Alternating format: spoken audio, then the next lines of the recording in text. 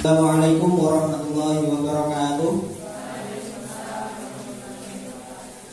Bagaimana kabarnya anak hari ini?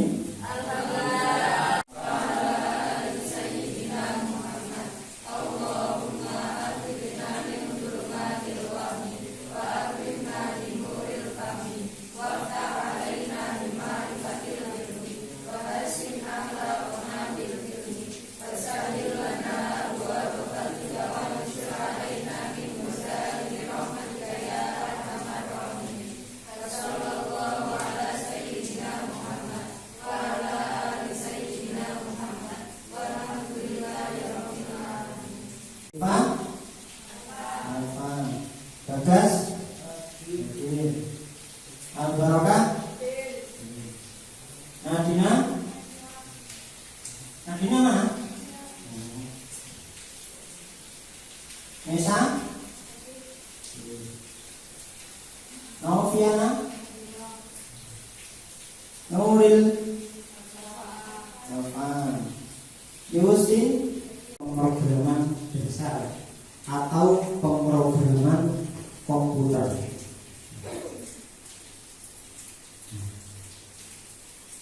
Tapi sebelumnya saya ingin bertanya, apa yang kamu ketahui tentang jurusan RPL? Ya, tidak ada salahnya. Jadi memang kalau di dunia RPL itu adalah belajar komputer. Ya, benar juga. Ada yang lain? Kenapa kok masuk jurusan RPL? Disuruh ibunya sampai lagi nanti ada. Kemudian memahami pengertian pseudocode pada algoritma pemrograman. Kemudian memahami pengertian flowchart pada algoritma pemrograman. Membuat struktur algoritma menggunakan bahasa natural. Kemudian membuat pseudocode pada algoritma pemrograman. Kemudian membuat flowchart pada algoritma pemrograman. Struktur dasar algoritma. Nah, nanti ada dasarnya algoritma itu seperti apa, ada berapa, nanti akan dijelaskan. Baik, kita lanjutkan. Nah, pengertian algoritma. Nah, pengertiannya algoritma itu apa sebenarnya? Nah, itu adalah sekumpulan aturan-aturan berhingga yang memberikan sederetan operasi-operasi untuk menyelesaikan suatu jenis masalah yang khusus. Ini adalah pengertiannya algoritma. Jadi kalau kalian melihat di buku itu ada banyak pengertian. Terus yang benar yang mana? Semuanya benar. Karena mereka ini sudah melalui penelitian-penelitian. Nanti pada dasarnya sama. Ada lagi ini dari Rinaldi Munir mengemukakan bahwasannya algoritma adalah urutan langkah-langkah logis penyelesaian masalah yang disusun secara sistematis.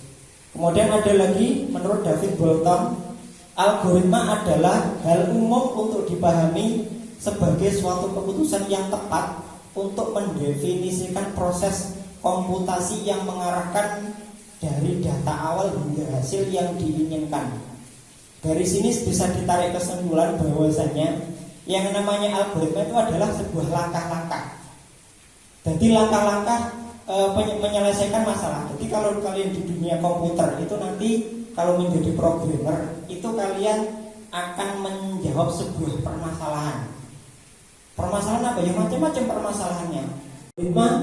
Oh iya, Bagas apa Gas?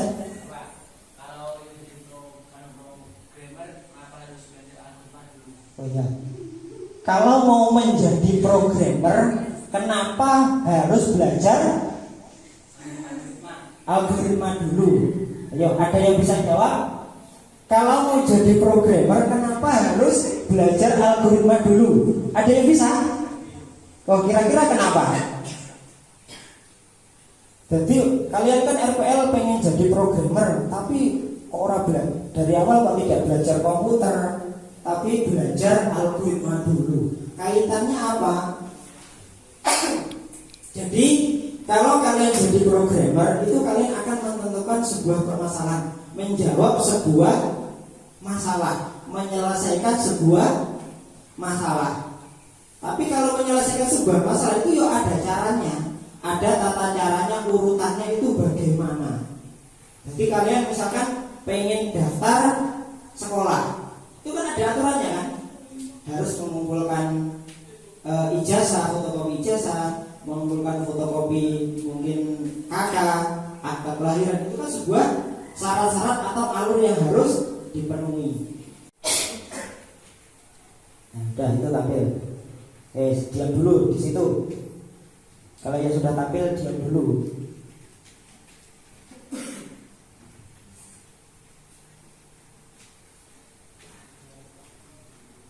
product.aspos.app/diagram/id/flowchart.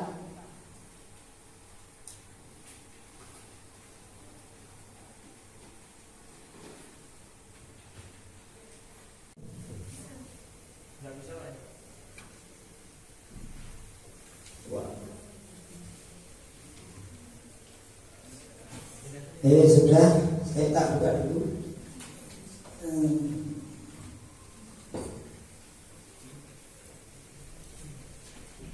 Membuat flowchart, di sini di samping kiri ada menu flowchartnya. Cari yang flowchart. Kemudian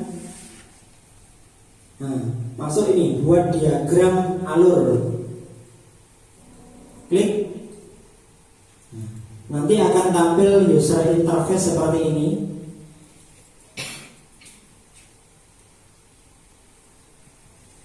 Sudah?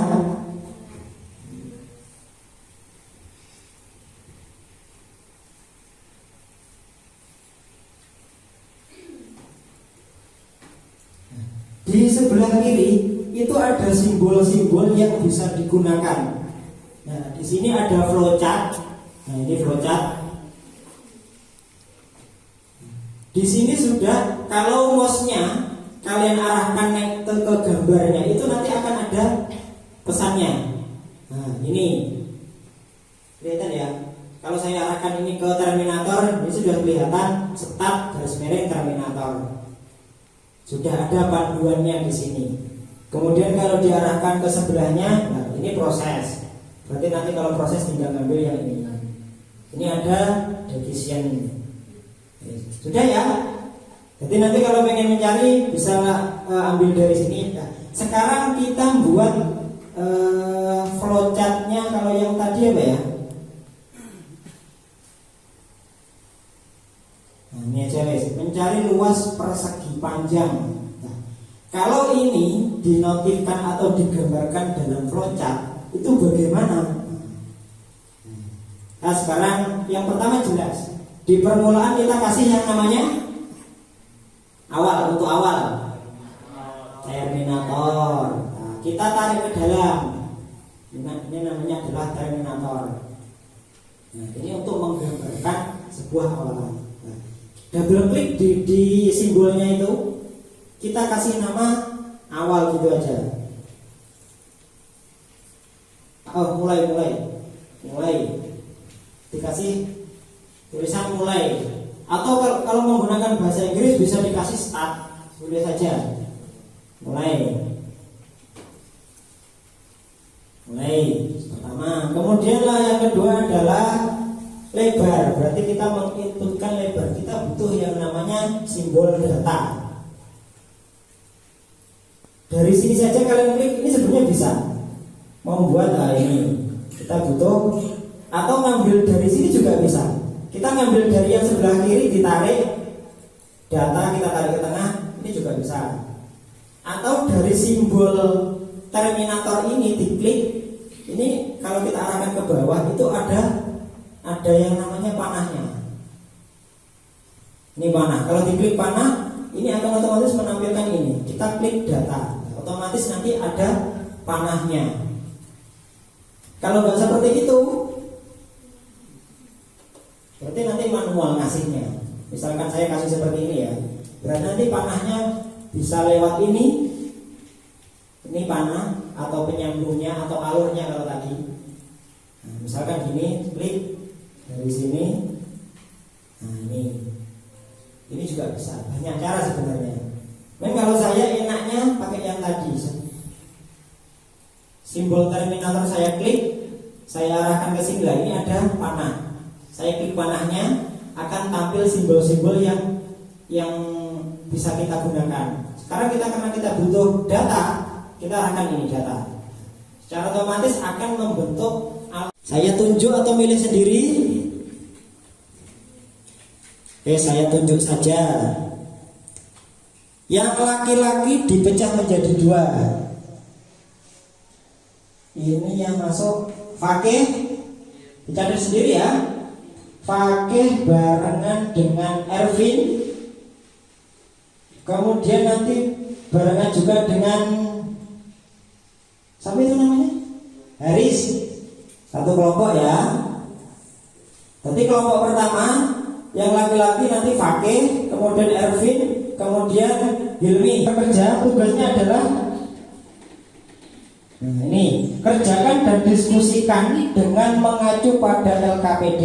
LKPD itu loh, lembar kerja peserta didik. Nah, langsung saja dibuka yang belakang. Yang belakang itu ada tugas praktek. Ini ada tugas praktek, dilihat langsung yang bawah aja. Tugas praktek sudah belum? Nah, tugas praktek di situ ada 3 item.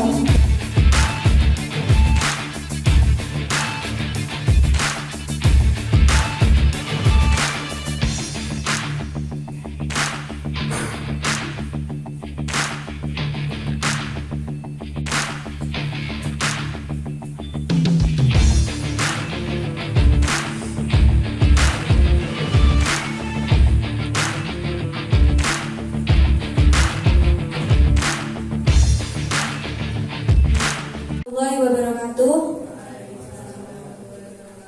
Oke, berdirinya saya di sini akan mempresentasikan hasil kerja kelompok kami yang berjudul Algoritma Membuat Akun Gmail.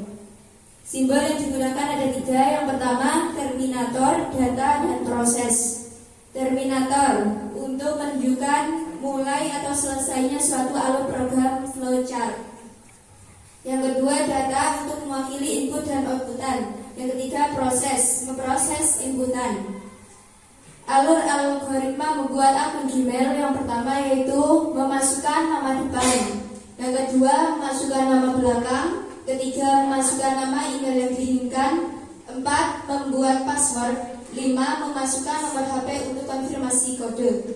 Nomor 6, memasukkan tanggal lahir. 7, memasukkan jenis kelamin. 8, proses pengajuan akun ke server. 9, akun Gmail sudah jadi dan selesai.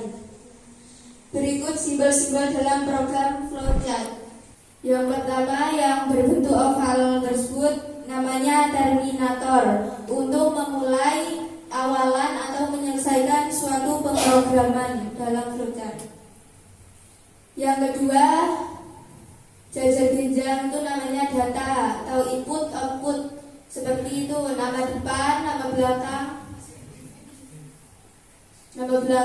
email, password, nomor HP, tanggal lahir, jenis kelamin. Setelah tahap-tahap tersebut, kalian akan menemukan namanya proses pengajuan akun Gmail ke server. Setelah kalian mengisi data-data di atas tersebut, data kalian Gramanya enggak ada A-nya. Awas, salah. Silahkan jawab sesuai dengan bahan ajar yang ada. Kesimpulan pembelajaran pada hari ini. Tadi kan kita sudah belajar banyak. Nah, kesimpulannya apa kira-kira? Ada. Jadi kesimpulannya tersebut adalah belajar pemrograman harus diawali dengan belajar algoritma dulu.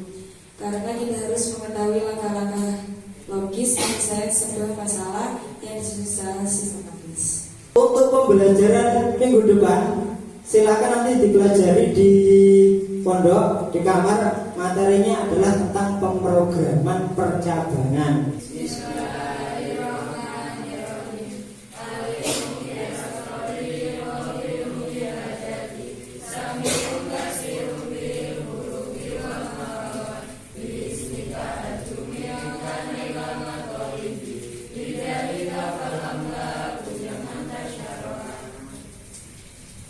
Saya cukupkan sekian. Saya akhiri. Assalamualaikum warahmatullahi wabarakatuh.